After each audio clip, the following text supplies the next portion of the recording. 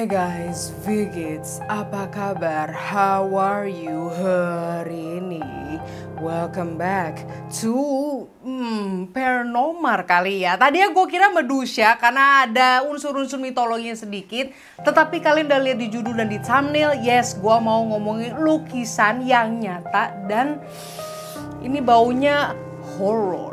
So, jadi ini gue masukin ke paranormal. Like I said, kalian udah lihat di judul dan di thumbnail, gue mau ngomongin lukisan-lukisan yang telah dibuat dari berapa tahun yang lalu. Ternyata ada artinya yang gelap dan misterius, bahkan sampai museum aja tuh mikir dua kali untuk masukin lukisan atau enggak. So, let's just get into it daripada intronya kepanjangan. Number 1, Saturnus. Di antara tahun 1819 sampai 1823 ada seorang pelukis dari Spanyol yang namanya adalah Francisco Goya, di mana dia ini terkenal dengan lukisan blacks-nya atau lukisan hitamnya. Jadi lukisan blacks itu tuh lebih kayak ke koleksinya dia, jadi bukan kayak satu-satu tetapi koleksi. Nah, di dalam koleksi blacks-nya ini si Francisco Goya mempunyai 14 karya yang dimana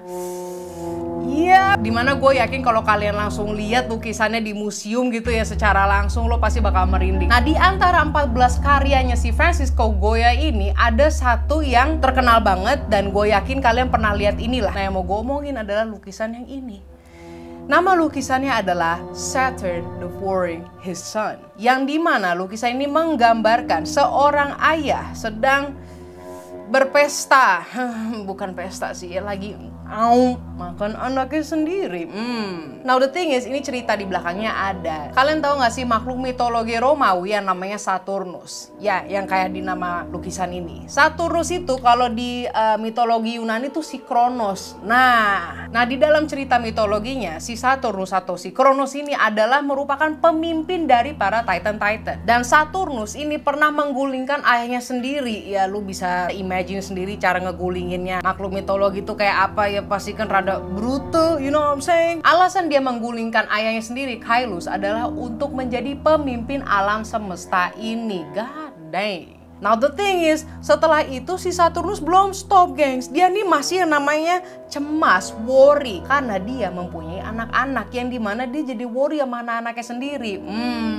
Inilah jadinya di dalam lukisannya, si Saturnus atau Kronos ini langsung mengekan anak-anaknya sendiri padahal belum lama lahir. Jadi baru lahir langsung lep. Nah, si Goya inilah melukis tentang makhluk mitologi ini. Ini gue kasih tau trivia yang interestingnya ya. Si Goya, pelukis ini, ngebuat lukisan ini tuh bukan buat publik, bukan buat dipamerin ke orang-orang. Niat awalnya begitu. Dan lu mau tahu nggak sih ini lukisan dia pajang di mana? Ya memang di rumahnya. Tetapi sama Francisco Goya, dia taruh lukisannya di ruang makan keluarganya. Oke. He weird. Lu bayangin lu jadi anaknya si Francisco Goya. My dad done paint the damn Saturnus and put it in the goddamn dining room. Damn. Next.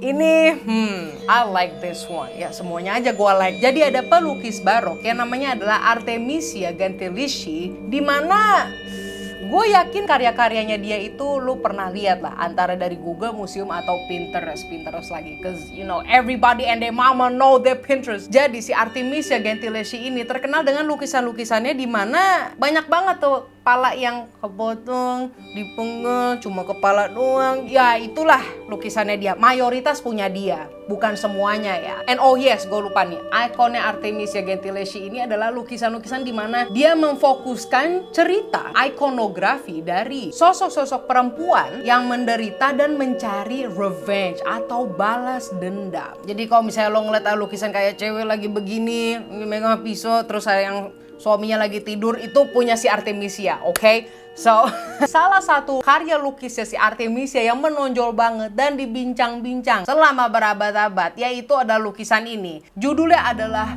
Judith Slaying Holofernes. Nah, ini sebuah mahakarya Artemis yang terinspirasi dari kisah kitab Perjanjian Lama, Old Testament, yaitu adalah seorang janda pendendam yang memenggal kepala seorang pria yang mengancam dia. As you can see, judul aja sih Judith. Kalau kalian mau nanya lebih lanjut tentang cerita kitabnya di Perjanjian Lama, I'm not the right channel, yo. It's interesting sih. Nanti gue bakal taruh linknya di bawah tentang ceritanya Judith dan Holofernes ini, oke? Keputusan si Gentileschi ini untuk menggambarkan adegan berdarah dalam detail grafis bukanlah hal yang luar biasa banget bagi seniman-seniman barok. Because as we know, baroque painting banyaklah yang lebih gory, yang lebih kacau lah ya gambarnya. Jadi kalau di dunia perbarokan, ya elah dunia perbarokan punya dia sih ya biasa-biasa aja. Gimana biasa anjir, gue ngeliat aja begini ngeri ya kan. And keren sih at the same time. Jadi apa yang membedakan Judith dengan komunitas barok ini? Kok ini malah berbeda? Padahal katanya biasa. Yang membedakan lukisannya Judith Slay Holofernes ini dari lukisan barok yang lainnya adalah si pelukis ini, Artemisia Gentileschi, memberikan suatu hint atau tanda yang besar banget mengenai cerita hidupnya sendiri di sana. Kesian sini. Holofernes yang di dalam lukisannya ini sangat mirip, mukanya bercetakan dari mukanya Agostino Tassi. Agostino Tassi ini adalah orang beneran, yaitu adalah seorang seniman di zamannya si Artemisia juga. Jadi ada apa? Kok dia malah ngegambar pelukis lain di dalam lukisannya dia sendiri? Agostino Tassi, seniman Italia ini, telah memperkaos Artemisia ketika dia berumur 17 tahun. Sedih jadinya. So jadi ada alasannya kenapa si Artemisia, si pelukis ini mostly kebanyakan menggambarkan tentang rasa dendam seorang perempuan. Ya karena dari hidupnya dia sendiri itu memang nggak adil lah menjadi seorang perempuan itu. We have to go through sesuatu yang kayak begini. So that's the story. Next.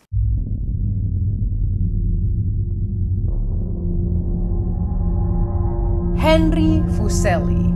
Dia merupakan seorang tokoh yang terkemuka di era romantisisme. So dalam lukisannya Henry Fuseli yang paling terkenal adalah The Nightmare. Mana romantisnya anjir ya kan, lu pasti gitu mikirnya. So Fuseli ini malah melukiskan lukisan dengan sisi menakutkan dari alam bawah sadar. Ya ibaratnya ini kayak ketindihan tapi dibikin estetik. Kalian bisa lihat ini karyanya ada menampilkan seorang wanita yang sedang tidur dengan incubus, setan laki-laki yang memangsa wanita saat mereka tidur. Nah dia bertengger tuh di atas badannya, gade. Now the thing is, sebagian besar sejarawan seni percaya bahwa The Nightmare itu terinspirasi oleh cerita rakyat dari Jerman. Menurut legenda atau ceritanya orang Jerman ini, pria yang tidur sendirian itu akan dikunjungi oleh hantu kuda. Hantu kuda, tuh gimana ya bayanginnya. Sedangkan yang kalau cewek, kalau tidur sendirian bakal dirasuki setan atau bakal digituin sama setan. You know what I'm saying? Gue nggak bisa frontal banget di sini karena I'm trying to do my YouTube clean. What's go YouTube reviewer. I know you love me though.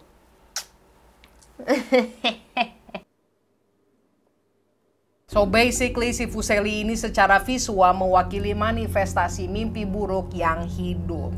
Now, ini ada misterinya dalam lukisan ini. Konon, kalau kalian punya lukisan ini dan ditaruh di kamar kalian, something will come to you at night. Atau mungkin kalian akan mendapatkan mimpi yang sangat sensual, dan allegedly mimpi sensualnya itu berasa banget ke kalian.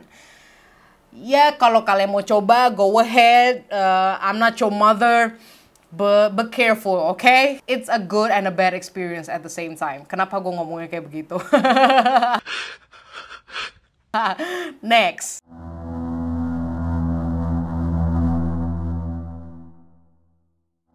Okay, lukisan selanjutnya adalah The Ambassadors. Ya, itu namanya. I know I'm a fan of Baroque paintings, tapi ini amaze me so much, dimana gue ngeliatin sampai lama tuh bisa. Ini lukisan worth it banget kalau lu liatin mulu ya selama I don't know 30 minutes mencoba untuk ngepecahin teka-teki. Kan seru bukan anjir.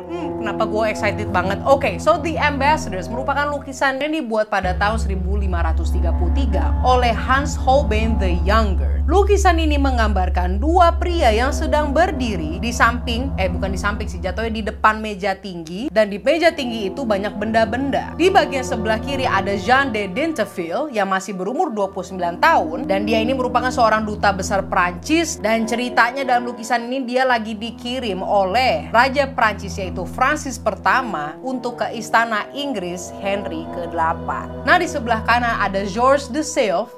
Gue kayaknya salah deh pronunciation-nya. Like I told you, I don't speak French. Georges de Selve. Georges de Selve. Yaitu di sebelah kanan, masih berumur 25 tahun. Nah dia ini adalah seorang uskup dari Lavaux, Prancis. Kayaknya salah juga gue pronunciation-nya. Lavaux. Mereka ini lagi berdiri di lantai abstrak. Coba lu liatin lebih detail. Dan lu mau tau gak sih, si Holbein pelukisnya nggak ngelukis lantainya asal-asalan.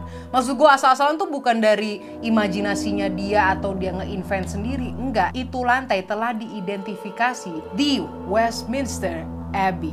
Itu lantai di Westminster Abbey. Yang dimana ruang tersebut mempunyai event yang ikonik ya, yang mempunyai sejarah.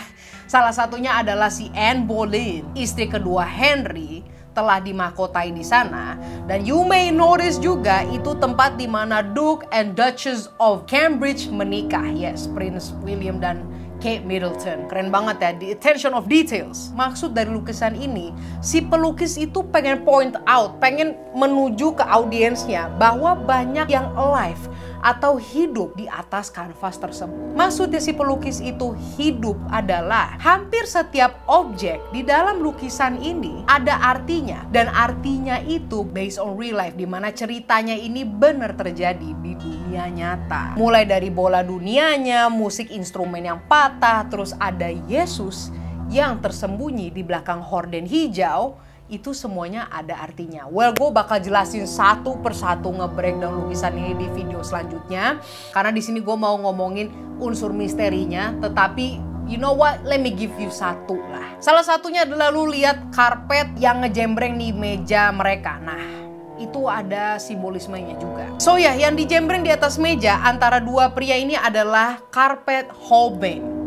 Ya, nama si pelukis itu sendiri. Dia bukan Kang Karpet, bukan begitu. Karena karyanya ini, banyak pengamat yang gemar dengan karpetnya ini, dengan detailnya, model karpetnya, this and that, akhirnya dinamain karpet Holbein. Padahal mah ini karpet bukan dari imajinasinya si Hans Holbein, tetapi ini karpet originnya adalah punya orang Turki. Wait, lebih detailnya adalah punya orang-orang Ottoman pada abad ke-16. So yes, yang punya karpet ini adalah orang Ottoman. Dan nama asli dari karpetnya itu adalah karpet Anatolia. Dan karpet Anatolia merupakan benda mewah yang populer di Eropa, di mana orang-orang kerajaan itu menginginkannya. So what is it about? Ngapain kita ngomongin karpet? Oke, itu trivia. Jadi begini, gengs.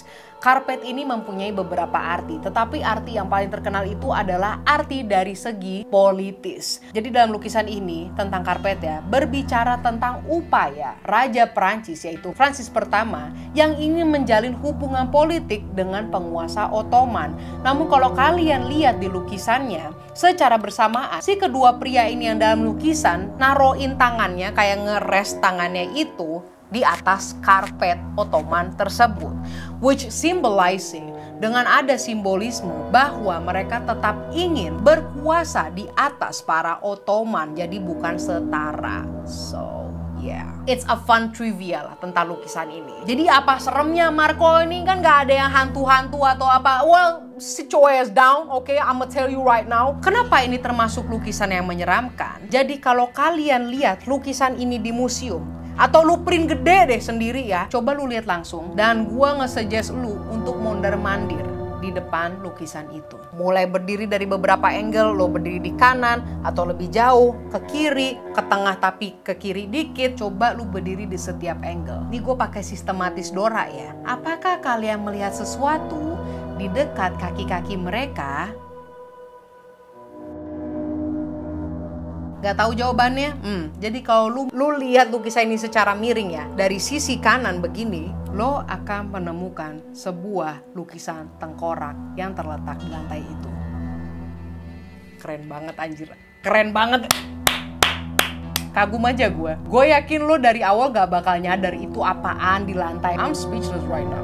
Don't nobody knows, okay? Si pelukisnya sendiri nggak pernah yang namanya coba pecahin teka-teki dalam lukisan ini. Enggak, dia mah lukis aja. Coba ya lu mikir sendiri pas lagi lu ngamat gue, gitulah bahasanya. Kan tadi gue bilang ya, bahwa lukisan ini dimaksudkan banyak simbol atau subjek yang hidup. Well, secara bersamaan, Hans Holbein the Younger juga menyelipkan frasa death amidst life, yang artinya adalah kematian di tengah kehidupan. Selain si tengkorak yang tersembunyi, ada artinya juga tuh yang dimana salib Yesus di belakang horden hijau tuh ada artinya juga. Which gue bakal jelasin di video yang lain. Like this video first. Next.